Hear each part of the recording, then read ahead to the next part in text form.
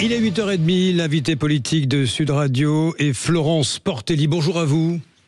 Bonjour. Maire de Taverny, maire Les Républicains dans le Val d'Oise, vice-présidente de l'Association des maires de France. Florence Portelli, vous êtes également la première vice-présidente de la région Île-de-France et vice-présidente des Républicains.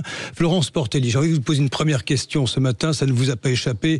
La mort en direct à laquelle des milliers d'internautes ont assisté sur cette plateforme australienne Kik, celle du streamer Raphaël Graven, c'est son nom, qui subissait depuis de longs mois des humiliations, des sévices de ses deux partenaires. Ce programme en live payant n'a rien de virtuel. Ça s'est passé physiquement près de Nice, à Contes. Une enquête est en cours. Elle devra déterminer la part de responsabilité des deux ex-congénères de la victime. Que dites-vous ce matin, Florence Portelli? Est-ce qu'une limite a été franchie ? Vous savez, elle est franchie depuis longtemps. Moi, je me rappelle même de films à la fin des années 90 qu'on appelait les snuff movies et qui avaient donné d'ailleurs des fictions comme 8 Miles ou d'autres films. Et à l'époque, déjà, c'était assez sidérant. Et aujourd'hui, on franchit un cran supplémentaire parce qu'avec Internet, les réseaux sociaux, eh bien, on va encore plus loin. Mais ce qui est hallucinant là-dedans, c'est à la fois l'irresponsabilité, moi je trouve, de l'Arcom. Quand je parle d'irresponsabilité, c'est en sens administratif et juridique. Le régulateur, oui. Voilà, et puis aussi la responsabilité des gens qui payent en ligne et qui sont complices. Et je trouve qu'on ne se retourne pas assez vis-à-vis des gens qui finalement alimentent un système qui montre aussi la décadence et le rapport complètement déshumanisé qu'ont parfois des individus quand il s'agit d'argent, quand il s'agit de cruauté humaine. Et il faut à tout prix lutter contre cela. Florence Portelli, vous dites ce matin irresponsabilité de l'Arcom qui a su réagir sur la pornographie en ligne, sur la régulation aussi des chaînes de la TNT. Vous dites quoi ce matin? Que l'Arcom semble impuissante? L'Arcom qui a dit qu'elle allait parler, je cite, dans les prochains jours avec la plateforme Kik. Il eût été de bon ton qu'elle parle avant. Écoutez, moi, je n'aime pas critiquer parfois les propos qui ont tenu contre l'Arcom, relevé du populisme, relevé de propos qui étaient extrêmement simplistes. Néanmoins, là, ici, il y a quand même une responsabilité de l'Arcom qui avait été saisie et qui ne s'est pas emparée du dossier et qui, en effet, l'a déjà fait, a été beaucoup plus prompte à le faire pour, en effet, CNews, Hanouna, etc. Quand nous faisons de la politique, nous, les politiques, nous sommes responsables de tout. Même ce pourquoi nous n'avons pas eu d'intention. Je veux dire, ce qui est quand même dingue, c'est que dans ce pays, il y a des catégories de citoyens qui sont responsables de tout, et puis il y a des autorités qui ne sont responsables de rien. Donc moi, ça me pose déjà une première question par rapport à la question de la responsabilité. Oui, c'est à qui est-ce que c'est à qui la faute? Les politiques. C'est ce que vous dites ce matin. Nous n'y sommes pour rien. Pour nous, je veux dire pour nous, quand nous sommes responsables, on est cloué au pilori. Quand vous avez des instances ou même parfois des juges qui commettent des erreurs, ils ne sont responsables de rien. Donc ça, c'est le premier point. Et la deuxième chose, moi je vous le dis franchement, je suis pour la suppression des autorités administratives indépendantes. Je considère que c'est une anomalie du droit. Nous avons une série d'autorités administratives indépendantes qui posent un problème de légitimité. Est-ce que vous pouvez m'expliquer comment se fait-il qu'une autorité administrative indépendante soit dépourvu de toute hiérarchie, de toute tutelle? Normalement, la Constitution prévoit que le pouvoir réglementaire est exercé par le Premier ministre et que le gouvernement dispose de l'administration. Notamment l'Arcom, Florence Portelli. Tout le monde. Non, mais justement, vous avez ces autorités administratives indépendantes qui sont composées de gens non élus, qui pourtant disposent d'un pouvoir normatif. Donc ça pose un problème démocratique et qui en plus sont exempts de la tutelle et de la hiérarchie de ceux qui normalement sont censés réguler l'administration. Eh bien vous voyez, moi ça me pose un problème démocratique, ça fait des années qu'on en parle. Il y a même eu, moi quand j'étais étudiante en droit, ça faisait déjà partie d'objets de dissertation. Eh bien je pense qu'il faut remettre sur la table la question de la légitimité juridique et démocratique des autorités administratives indépendantes. Et redonner le rôle j'imagine, dans votre esprit de régulateur aux politiques. Directement. Au politique, il assume ses responsabilités. Vous savez, plus le politique est faible, plus on crée des autorités administratives indépendantes. Florence Portelli, nous et ça, restons... c'est quand même, ça montre Oui. quand même que ça ne va pas dans ce pays. Et là, je vous parlais de responsabilité juridique, là maintenant, je vous parle de responsabilité politique. C'est aux ministres, c'est aux responsables politiques, justement, d'assumer ce type de responsabilité. Florence Portelli, nous restons sur les écrans et ce qui s'y dit, ce qui s'y échange. Que se passe-t-il avec certains élus de la République? Le préfet du Val-d'Oise, Philippe Courte, a annoncé hier avoir déposé plainte à l'encontre d'Aurélien Taché, le député insoumis de Cergy-Pontoise, c'est tout près de chez vous. Insoumis, il est passé un peu partout. Il est devenu insoumis. Hein. Il était marcheur, il est devenu insoumis.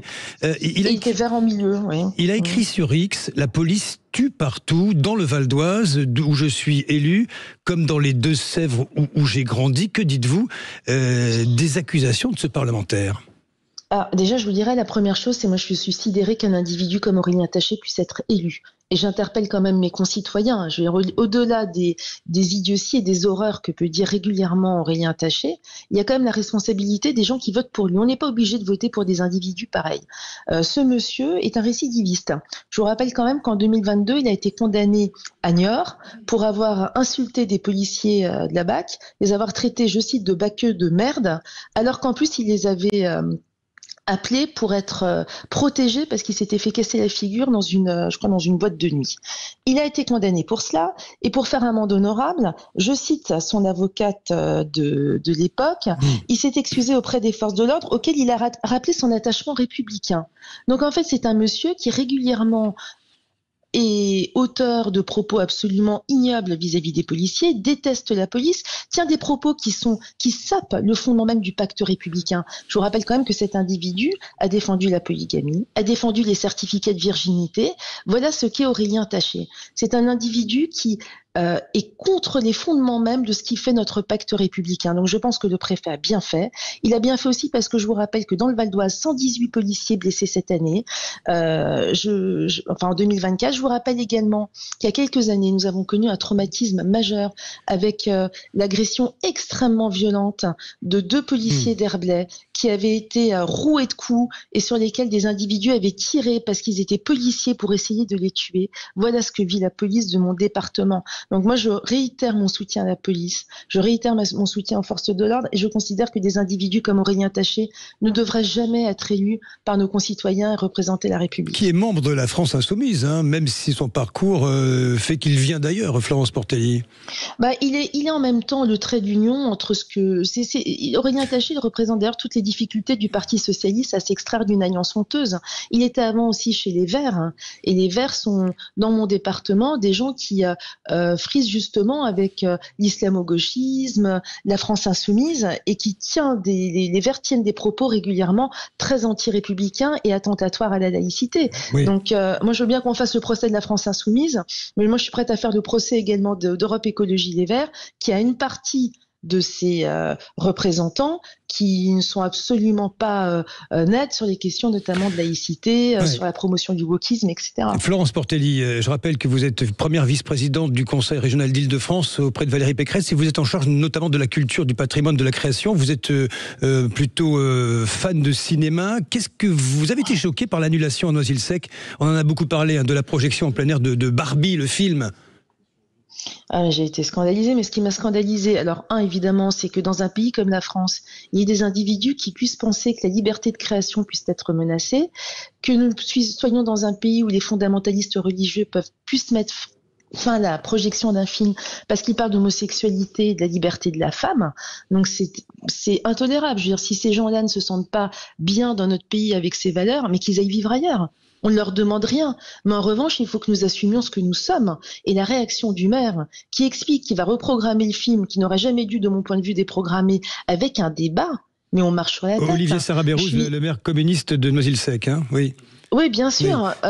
Maire communiste, d'ailleurs, qui a, je crois, un élu sur sa liste qui défend le port du voile dans le sport. Je veux dire, quand on flirte avec les mouvements les plus communautaires de sa collectivité, il ne faut pas s'étonner aussi qu'il y ait des mouvements comme ça. Moi, je peux vous dire, je suis un maire qui dialogue énormément. Je fais énormément de pédagogie dans ma ville, qui est une ville de banlieue, Taverny, que j'aime énormément. Mais il y a des choses sur lesquelles on ne débat pas. On ne débat pas sur ce qui fait que les femmes et les hommes sont égaux dans ce pays. On ne débat pas sur les droits des homosexuels. On ne débat pas sur la liberté de création. On ne débat pas sur le droit à projeter un film. Là-dessus, il n'y a pas de débat. C'est un droit, c'est un fondement. Et je suis scandalisée que le maire assujettisse la reprojection d'un film à un débat. On n'a pas à débattre de ça. Film qui, je le rappelle, a totalisé 1,5 milliard de recettes monde.